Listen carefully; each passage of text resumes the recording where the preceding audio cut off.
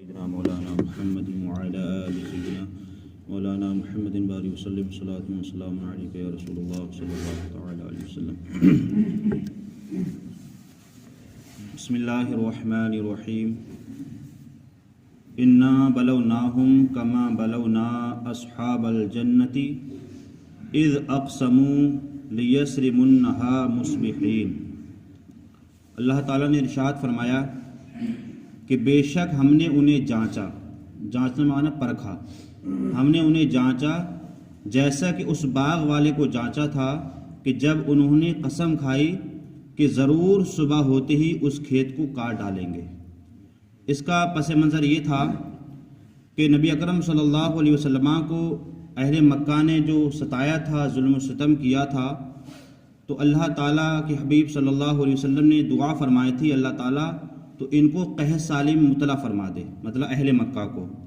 تو مکہ والوں پر ایسی مصیبت اور ایسی قحط سالی نازل ہوئی تھی کہ وہ بھوک اور شدت کی وجہ سے مردار ہڈیوں تک انہوں نے کھا لیا تھا. یہ حالت تھی، ایسا قحط پڑا تھا. اس کے بعد اس کا پس منظر جو یہ ہے کہ باغ والوں کو آزمایا. اس باغ سے مراد یہ تھا کہ اس باغ کا نام زروان تھا، اور یہ باغ صنعاء یمن، یعنی یمن یہ جگہ ہے، صنعاء یمن سے 2 میل کے فاصلے پر تھا. اور اس باغ کا جو مالک تھا بہت نیک پرہیزگار آدمی تھا.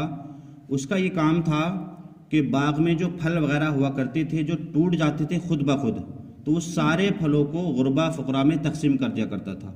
اور اس کے بعد جب وہ پھلوں کو توڑنے جاتا تھا تو جتنے بھی فقراء تھے سب کو بلا لیتا تھا کہ چلو آج باغ ٹوٹے گا اور اس باغ میں سے جو بھی گریں گے وہ آپ لے لینا.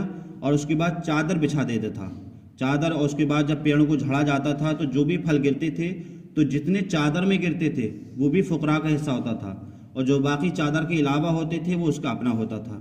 اس کے علاوہ جو اس کا اپنا ذاتی ہونے کے باوجود اس کا 10واں حصہ یعنی 10% پھر وہ فقراء کو دیتا تھا. تو اس کا یہ معمول تھا. تو اس کی اس نیت کی وجہ سے اللہ تعالیٰ نے اس کے باغ میں بے شمار پھل اس کو عطا فرمائے تھے، اور بہت زیادہ اس کے باغ میں پھل ہوا کرتے تھے. لیکن ہوا ایسا کہ جب اس کے بیٹے کے ذمے وہ باغ آیا تو اس کے بیٹے 3 تھے. ان تینوں بیٹوں کی نیت بدل گئی. انہوں نے کہا کہ ہمارے باپ تو اتنا دیتے تھے، اگر ہم دیں گے تو پھر ہمیں بچے گا کیا؟ مطلب یہ نیت تھی. تو جب اس کی یہ نیت بگڑی تو اللہ تعالیٰ نے اس کے ساتھ کیسا برتاؤ کیا وہ آپ قرآن کی روشنی میں سماعت کریں گے. قرآن میں اللہ تعالیٰ نے ارشاد فرمایا کہ ہم نے انہیں جانچا جیسا کہ اس باغ والے کو جانچا تھا کہ جب انہوں نے قسم کھائی کہ ضرور صبح ہوتے ہی اس کھیت کو کاٹ ڈالیں گے. مطلب فقراء کو پتہ ہی نہیں لگے گا، ہم صبح ہی جائیں گے تینوں بھائیے اور اس کو کاٹ ڈالیں گے. ولا یستثنون، اور انشاءاللہ نہ کہا، مطلب بغیر انشاءاللہ کے کہا. لیکن ہمیں یہاں ایک درس یہ بھی ملا کہ ہمیں کوئی بھی کام شروع کرنا چاہیے یا آگے کے لیے ہم کوئی کام کریں تو اس میں انشاءاللہ ضرور کہیں. اگر اللہ نے چاہا تو ہم یہ کام کریں گے، اگر اللہ نے چاہا تو ہم یہ کام کریں گے. تو ہمیں انشاءاللہ اپنے کام میں ضرور شامل کرنا چاہیے، کیونکہ کوئی بھی ہم کام کرتے ہیں یا آپ کرتے ہیں تو بغیر اللہ کی مرضی کے نہیں کرتے ہیں، اس لیے انشاءاللہ ضرور کرنا چاہیے. فطاف علیہا طائف من ربک وہو نائمون، تو اس پر تیرے رب کی طرف سے ایک پھیری کرنے والا پھیرا کر گیا.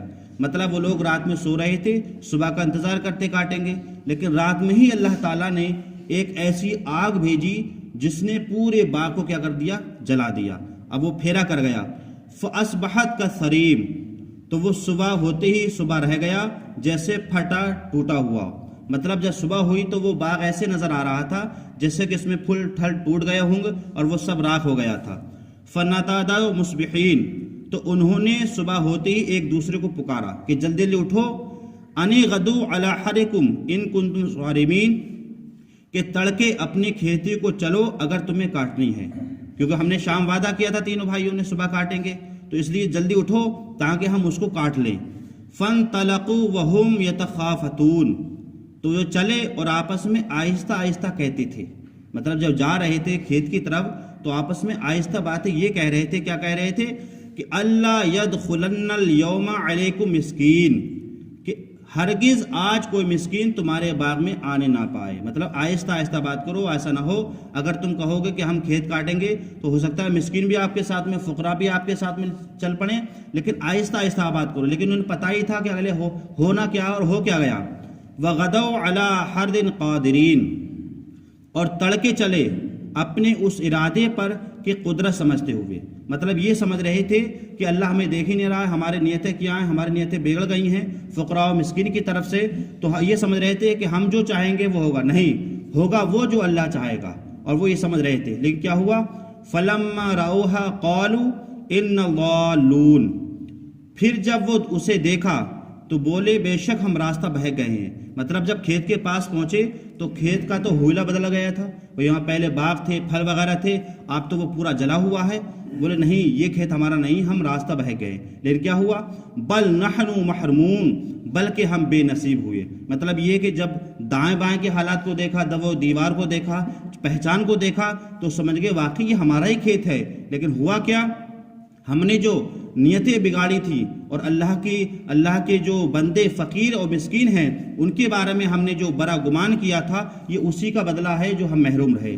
قال اوسطهم الم اقل لکم لولا تسبحون، تو ان میں سب سے غنیمت تھا کہ بولا کہ میں تم سے نہیں کہتا تھا کہ تسبیح کیوں نہیں کرتے. مطلب ان میں سے جو ایک بھائی تھا وہ سمجھاتا تھا دیکھو ایسا مت کرو، ہمارے باپ سب کو فقراء کو دیتے تھے، اگر ہم نہیں دیں گے تو یہ غلطی ہے، یہ گناہ ہے. اور بولے میں تمہیں سمجھاتا تھا کہ تم نے ایسا نہ کیا، اب کیا ہو تم تسبیح کرو. ولولا تسبحون، کہ تم تسبیح کیوں نہیں کرتے. تسبیح سے مراد یہ کہ تم توبہ کرو تم نے جو گناہ کیا. قالوا سبحان ربنا انا كنا ظالمین، بولے پاکی ہے ہمارے رب کو، بے شک ہم ظالم تھے. مطلب ہم نے ہی اپنے اوپر ظلم کر لیا، اور اسی ظلم کی وجہ سے جو ہے ہم پر اور ہمارے باغات پر یہ آفت ٹوٹی. تو اس بیان سے ہمیں بھی یہ ثابت ملا کہ ہمیں بھی کوئی کام کرنا چاہیے تو اس میں انشاءاللہ ضرور لگا لیں، اور جو بھی کام کریں وہ اللہ اس کے رسول کی رضا کے لیے کریں. کیونکہ اگر ہم نے اپنی دل کی نیت بگاڑی تو اللہ میرا جانتا ہے، وہ ہر بات کو جانتا ہے جو ہمارے دلوں میں ہے. اللہ تعالی ہمیں قرآن پاک سمجھنے کی، اس پر عمل کرنے کی توفیق عطا فرمائے.